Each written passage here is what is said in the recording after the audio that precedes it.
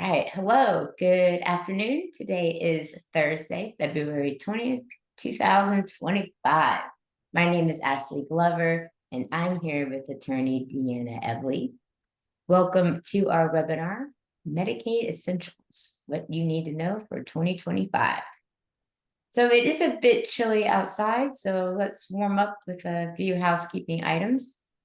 We just have 30 minutes, so let's make the most out of it. Please send us questions in the Q&A box. We'll email a link to the recording.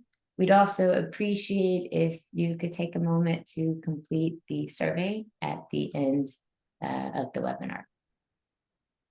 All right, so to better tailor our discussion and make sure we're addressing your needs, we've put together a few poll questions that will be asked throughout the webinar.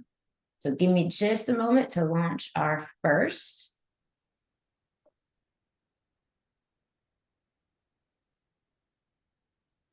Right. What is your primary goal for attending today's session? We'll give you about 15 seconds to collect responses. This is multiple choice and answers are anonymous. And I even have some background music for us to listen to.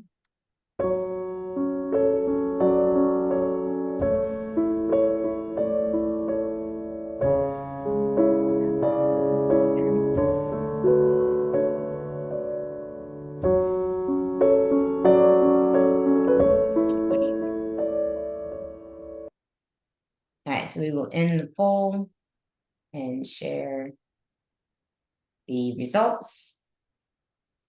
Looks like the majority are gaining a better understanding of Medicaid eligibility, and then learning how to protect assets and plan effectively, and then understanding the long-term care planning process. Okay. So thank you for that. Moving along to my favorite part is getting to introduce our speaker today, Ms. Deanna Evely. Deanna is a partner at Russo Law Group and our lead Medicaid planning attorney in the Islandia office. And she also meets clients in Garden City. So typically this is where I take a moment to read off her credentials and awards, but I think what's more impactful is what's not on the bullet points, but what our clients have said about her. Things like Deanna is responsive, knowledgeable, helpful, and kind. She took the stress out of our situation. Deanna gave me the peace of mind that I so desperately needed. I told her everything I wanted in my will and trust, and she guided me further with things that I didn't even think of. She definitely has my back. I feel like I'm in good hands. I've got great support. It's a great thing you can't put a price on. And all of the associates and staff are the best of the best. They are legal professionals with hearts. I love that one. And my personal review of Deanna, she truly does make a difference in people's lives. And I hope she knows the impact that she's made on mine as well. So from the bottom of my heart, thank you. And without further ado, Ms. Deanna. Thank you. All right. So that's a huge, can you raise up your volume? Sounds good to me. I hope that's better. So thank you for that intro. I got a high standard now I have to live up to, so let's hope I do that. Today we're going to cover eligibility, qualifications, and requirements for Medicaid, the possibility of some law changes, the concept of advance directives, and Medicaid Asset Protection Trusts. And before we dive in, if you could click to the next slide. With regard to eligibility, qualifications, and requirements, I just want you to understand that Medicaid is the payer of last resort. Somebody can have Medicare and a supplemental coverage that fills the gap for the 20% for Medicare and Medicaid. Medicaid would be the payer of last resort. Medicare is often diagnose, treat, and rehab, and Medicaid is the other things, like long-term coverage in either a nursing home or for home care. And there are multiple types of Medicaid. We commonly deal with the community Medicaid, which is also referred to as home care, and nursing home care. There's also the marketplace Medicaid, which is often a coverage that is received by individuals who are under 65 and don't have other insurance. So that's not something we're going to talk about today. We are going to focus our conversation on community Medicaid and nursing home care.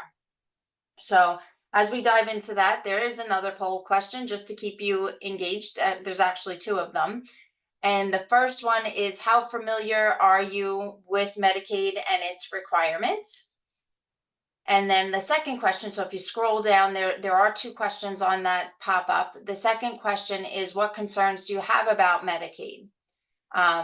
And so it's just helpful for us to understand in the discussion where you land on both of these, so that, I'm not too basic if everybody is at a higher level, and I'm not too high if everybody's at a more basic level.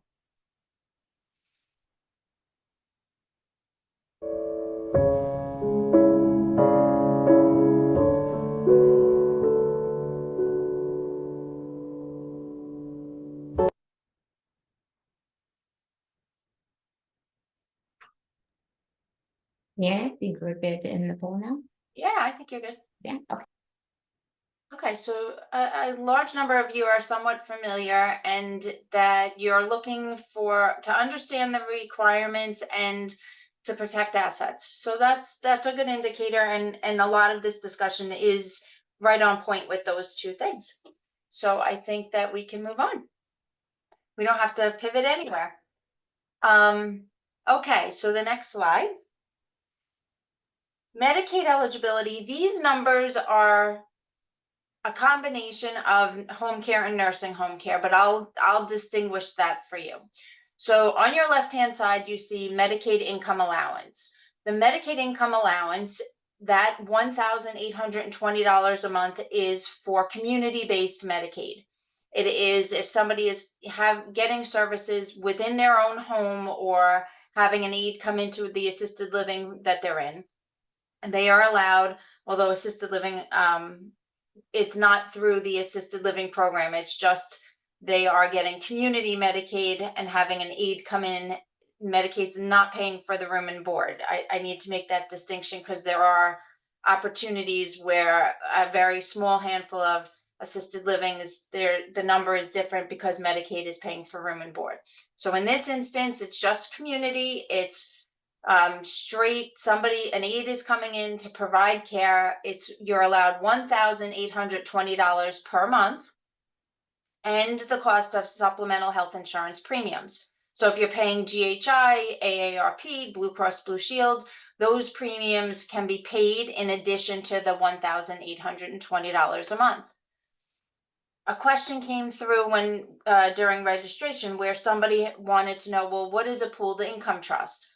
A pooled income trust is a situation in the community only where somebody has more than the $1,820 a month, and they are thinking that they're not eligible because they have too much income. That is not the case. So let's use an example. We'll keep it easy. Someone has $2,820, so they're $1,000 over every single month. The options are, first, you could give it to Medicaid and pay toward the cost of your care, and then Medicaid will kick in after you've paid the first $1,000 down. Or you can establish something called a pooled income trust.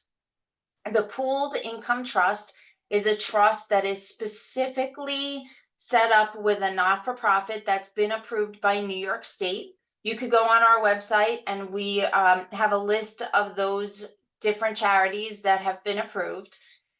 You take that excess $1,000 a month, you give it to the charity, and then you submit bills of your own. So if it's your dad who needs the care, then dad's bills are going to go to the charity, and they will pay his bills up to $1,000 a month. So cable, electric, the water bill, all of those things can be paid as long as they're in his name up to that $1,000 a month. So what happens if you give them $1,000 a month, but you only this month had bills of $700? The other $300 will carry over to next month, and he'll have $1,300 next month. At the end of the day, the upside for you is that you get to use the money. The upside for the charity is that on the individual's passing, the charity keeps whatever money is left in the trust. But it is a huge opportunity, especially on Long Island where things are so expensive, to be able to keep your income and use your income for you. I'm not done with that thought. As a distinction for nursing home care, you could still pay your insurance premiums, but your monthly income is only $50 a month. Asset-wise, you're allowed $32,396 in assets and a home worth $1,097,000. And I'll talk more about the home in a minute. But Ashley, now you could switch. Okay. So there's a strict financial eligibility guideline. So Medicaid looks at assets and income, but there are always some exceptions to the rule. Assets, like I said, have to be below that $32,396 limit. But one of the exceptions to that is if somebody has a retirement account, a traditional IRA, something that is pre-taxed, they can have that asset in their name, even if it's a $1 million retirement account, as long as they're taking proper income distributions from it. It is not counted in the asset column. It is counted in the income column. The income distribution that comes out is added to the monthly income, and you're likely using a pooled trust to protect it at that point. I say that it has to be the proper maximum amount of income, and that is because there is a distinction between what the IRS requires that you take and what Medicaid requires that you take. It is nothing that you have to change right now. If you are in need of Medicaid at that point, then the income distribution from the IRA is calculated under Social Security tables, and you would contact somebody like myself to do that type of planning and help protect those assets so your family can inherit them. Okay, Ashley, next slide. So what does Medicaid law permit you to keep? We've already discussed that you can have $32,396 as an individual. It's $43,781 for a couple if husband and wife are both applying, and the personal residence with equity of $1,097,000. Now, one of the questions in registration was some seniors think that community Medicaid still will go after the house if the remaining spouse dies. Is this a truth or a myth? So the reality is that the house, they don't go after the house. They're not in the business of trying to own a property, and you have to have a place to live for community Medicaid.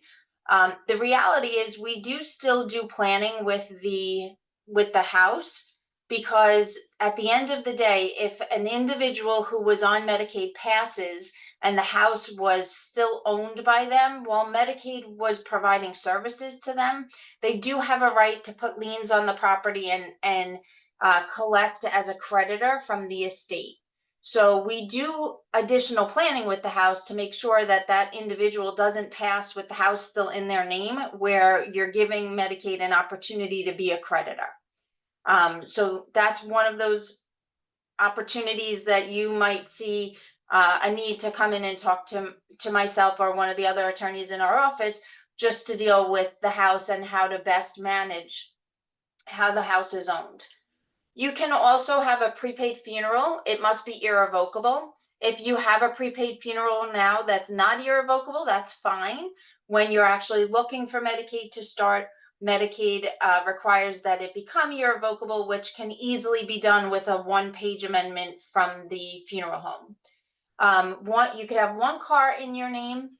Your personal belongings, assuming you don't have a Van Gogh hanging on your wall that you're depreciating on your tax returns every year. And you can have a life insurance policy. That life insurance breaks out two different ways. There's whole life and there's term life. A whole life policy cannot have more than $1,500 face value.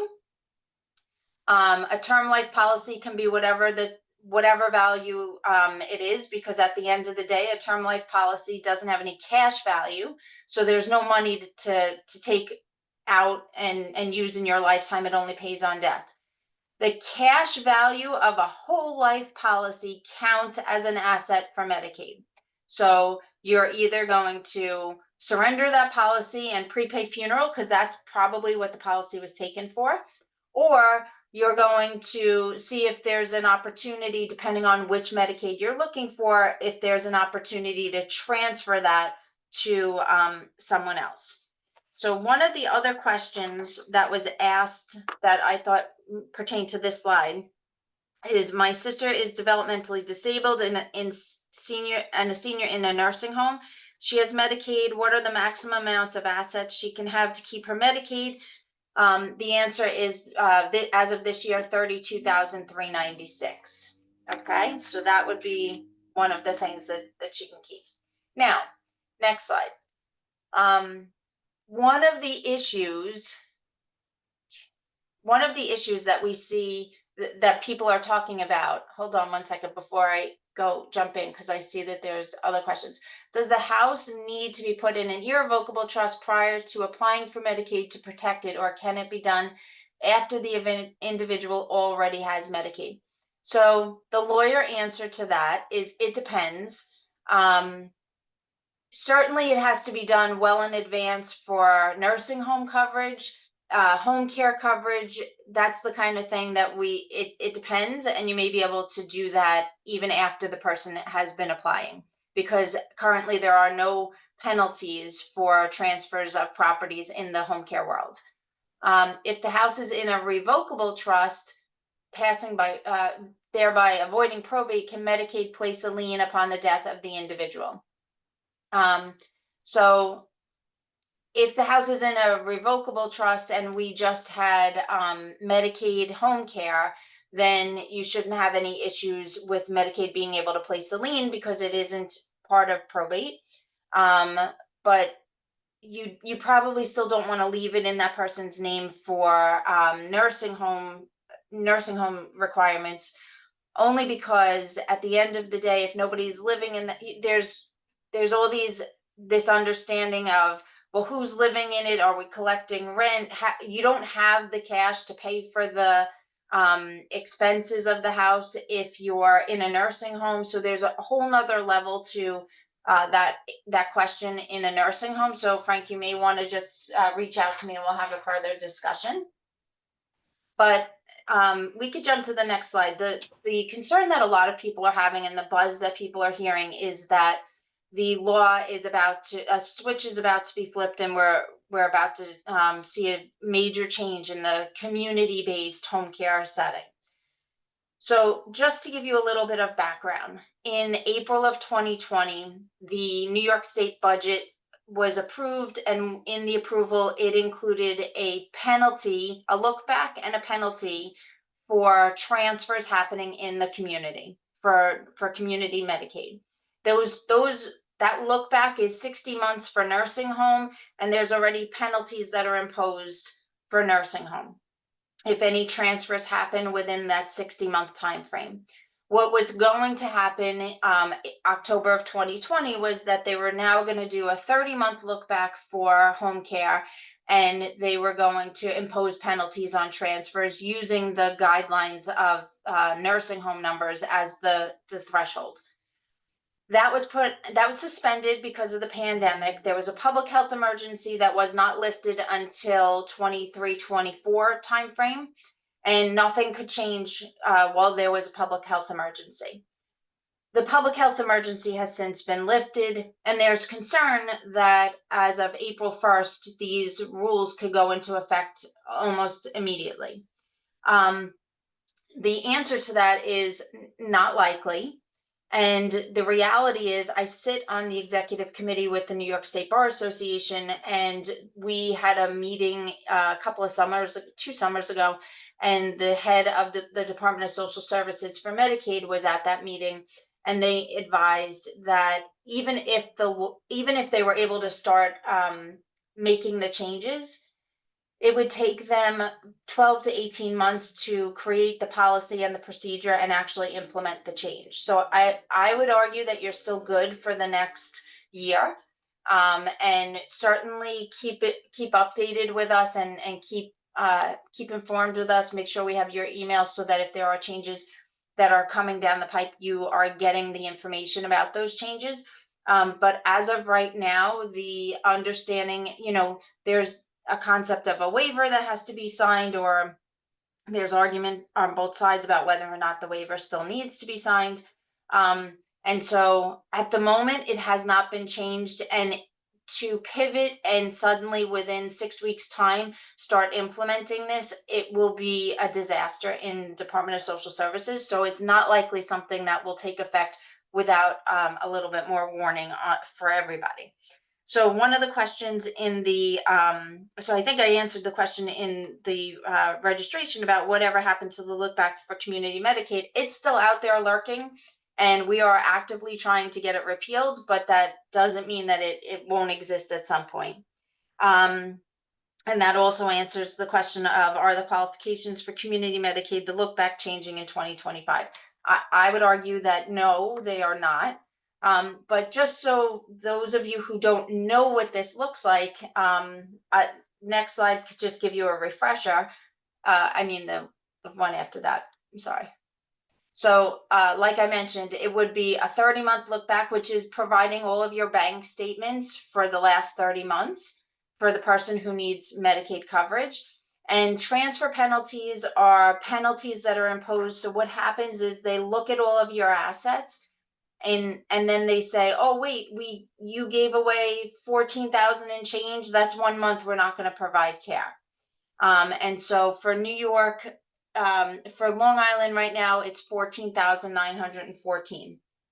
You don't need to remember the numbers, you just need to remember me and come in and I'll do the calculations for you. So next slide.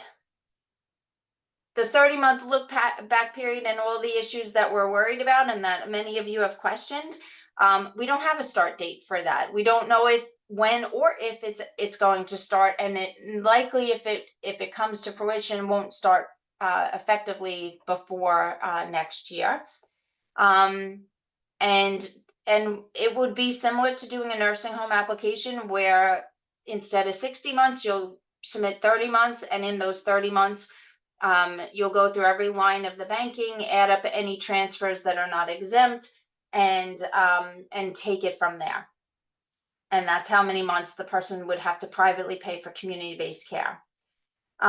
Next slide. I think we could skip this in the interest of time. So the idea about the transfer penalty, which is transfers between spouses are exempt, transfers to disabled children are exempt, but transfers to just any child that is not considered disabled are not exempt. That's one example I can give you. So if you gave a gift to your daughter of $19,000, then if this ever comes into play, what happens is when you need the community Medicaid, Medicaid will say, okay, well, we're not going to provide coverage for a little over a month because you gave 19,000 away, and there's a penalty divider of $14,914 that we need to assess on this. Very similar to the way that the calculations work for nursing home. Next slide.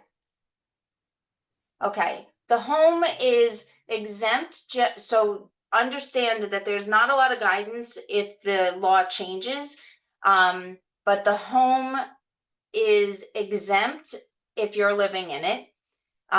Transfers between spouses are exempt. Transfers between, if I'm living in a home with my mom and my mom needs care and I've been living in that home for 2 years or more, my mom can transfer her house to me, and that transfer is exempt under the nursing home rules. We don't know yet if it's completely exempt for community Medicaid if they impose the change that that's on the books. transfers between siblings who have a common equity interest. So I have two sisters. My sisters and I own the property. If I get sick and I need to go on Medicaid, I can transfer my interest to my sisters who are already on the property, and their 1/3 becomes a half each, and that's exempt. Transfers to individuals who are disabled, transfers to trusts to individuals who are 65 and they're disabled are exempt. There are quite a number of handful of exemptions, so you always want to speak to an experienced elder attorney to understand if you meet any of those exemptions, and then what are your options and how do you address things moving forward? Because just because you have an asset doesn't mean you don't qualify. There's always things that we can do. Next slide. So this is just another poll question. And we're just curious if you've already started planning. This one we might give 10 seconds because a half hour really actually goes faster than you expect. You are booking it, Deanna. Good job.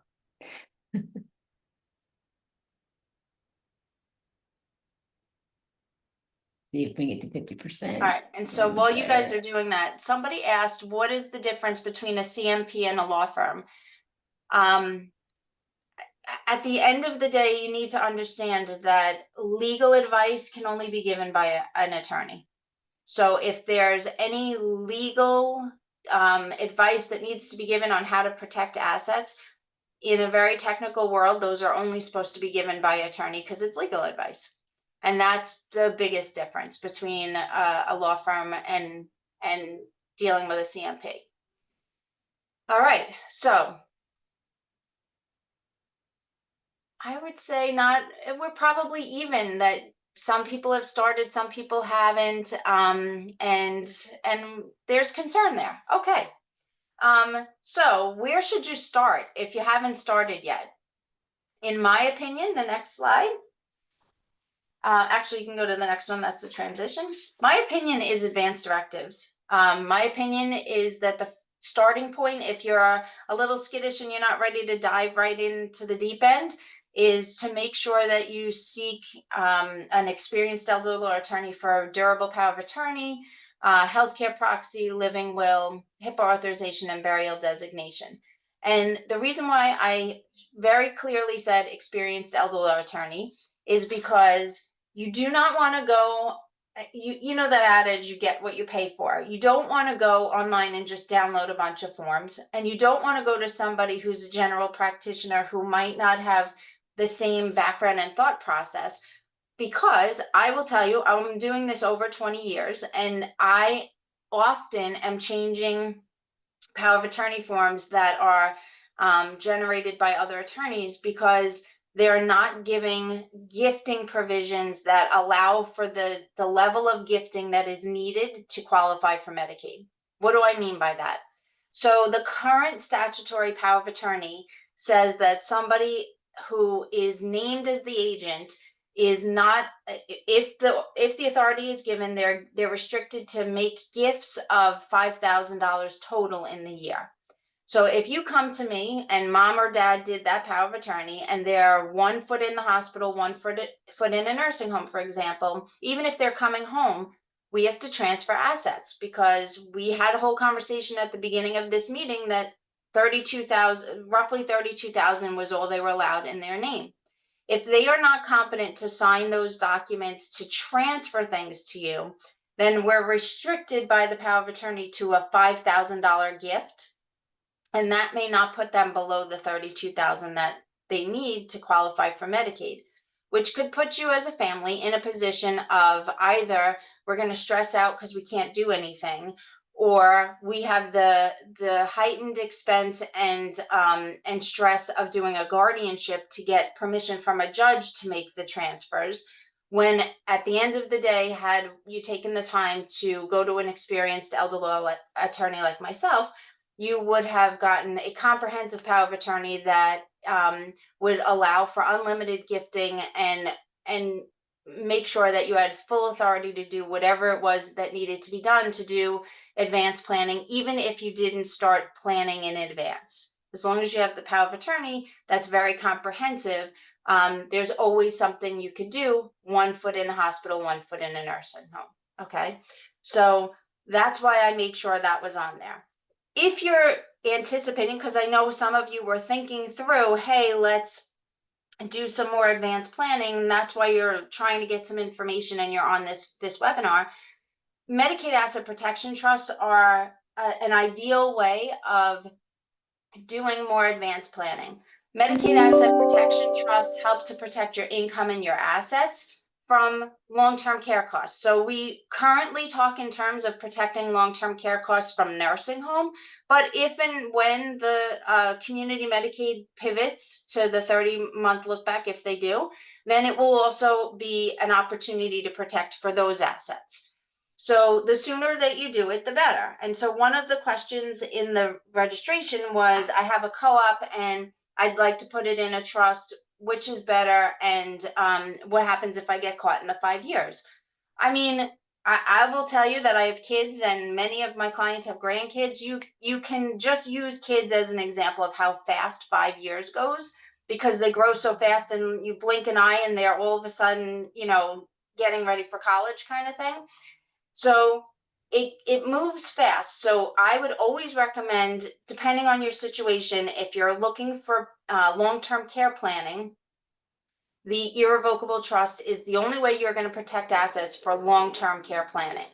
An irrevocable trust puts the assets in the trust. Something like a house, you still have the right to live in the home, but the asset isn't yours. You can't claim it. You can't pull it back for you. And you have the right to live there. After 5 years, Medicaid can't ask you to sell it and use the money for yourself. And if there's cash in the trust, you can't take the cash. You can't go to the bank. It can't be used for you. Because of that, after 5 years, if you needed a nursing home, that asset is fully protected. So think what houses are out on Long Island. That's $500,000-$600,000 worth of cash or worth of an asset that you've just fully protected if you can get through 5 years.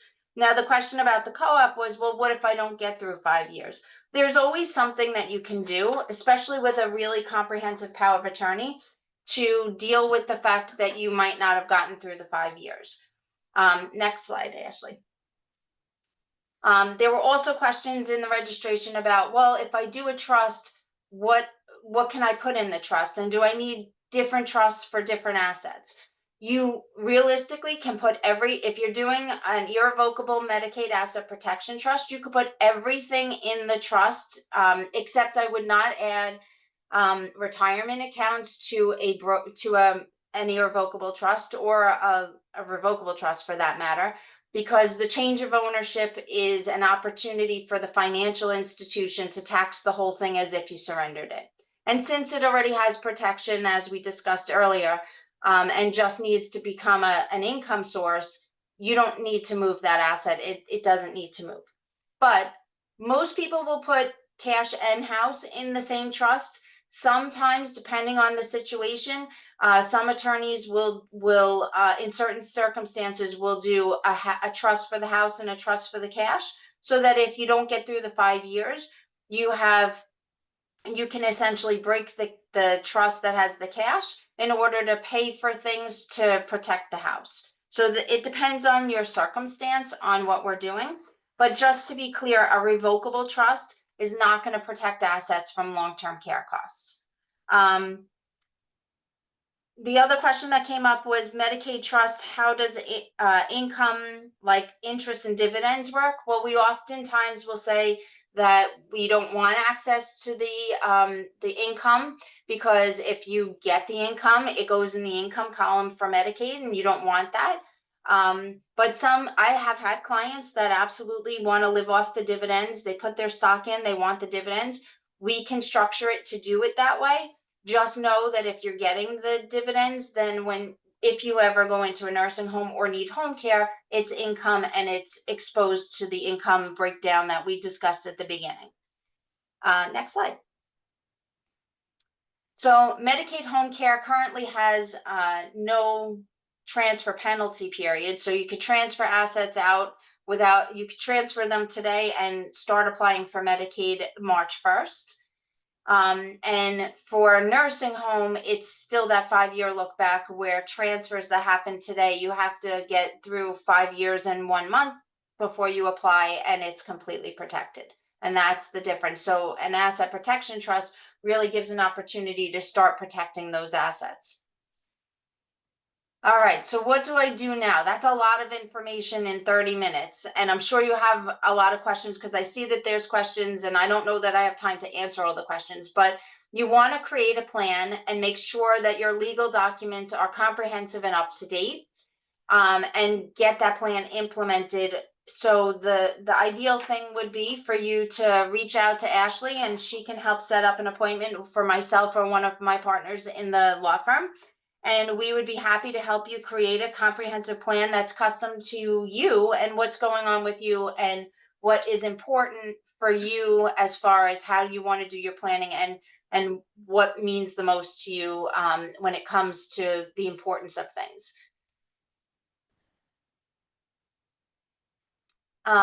So we did cover today a lot in that half hour. We went over the eligibility, qualifications, and requirements. We went over the possibility of some changes that may be coming down the pipe. We discussed the importance of really comprehensive power of attorney and advance directives and how people use Medicaid Asset Protection Trusts to help to start their planning and protect their assets for long-term care costs. I know that there were a number of questions that were put in the Q&A box. Ashley will definitely hold on to those questions, and if we can respond to you by email, we will. As a thank you for attending today's webinar, we are offering a discount on our consult. So we do charge for a consult. It's your opportunity to get a comprehensive plan that's specific to you. And our normal fee is $600. We are offering it to you at $400. But you must book that appointment by March 20th. And that would be your opportunity to come in and finish what you've started today. You've started by getting the information and trying to understand where you're going with things. And at the end of the day, now your next step is to dive in and see how you can accomplish the goals that you're setting for yourselves. And Ashley would be more than happy to help set that Yes, absolutely. up. All right. Deanna, fantastic job. Let me if you're good, let me go ahead and wrap this up here. What makes Russo Law Group different? Well, Deanna, for starters.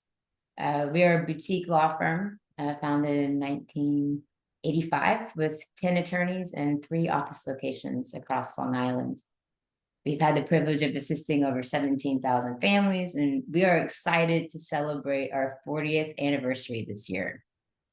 We welcome you to break bread with us at our first estate planning seminar of the year on March 20th at Borelli's Restaurant in East Meadow. I will send the registration link in the chat window as we speak. And finally, Russo Law Group specializes in a variety of services under the umbrella of elder law and estate planning, including guardianship and a robust trust and estates department. If you have any questions about how we can assist you, please don't hesitate. Give me a call. We are here, happy to help, ready to answer any questions that you may have. As a reminder, please take a moment and leave us your feedback in the survey that will appear on your screen momentarily. If you miss any portion of today's webinar, we will email you the link to the recording. We truly appreciate everyone for joining us today. Deanna, just fantastic job. You went through some complex information, addressed questions. Thank you so much for sharing your time and expertise with us. And I'm loving all the love from the attendees. That's great. All right, guys. Thank you. Have a great day. Bye-bye.